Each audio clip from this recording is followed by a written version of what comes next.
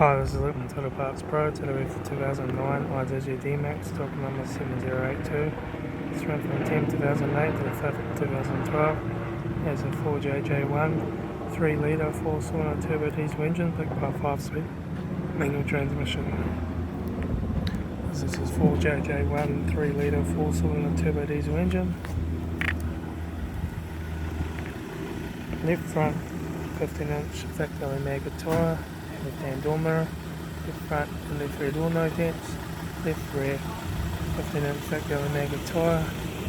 left hand tail light, rear tailgate no dents,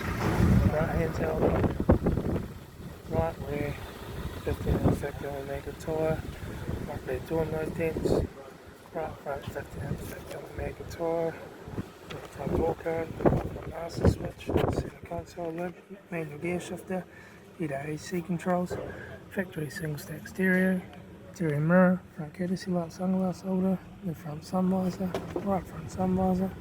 factory 4-spoke leather steering wheel, instrument cluster,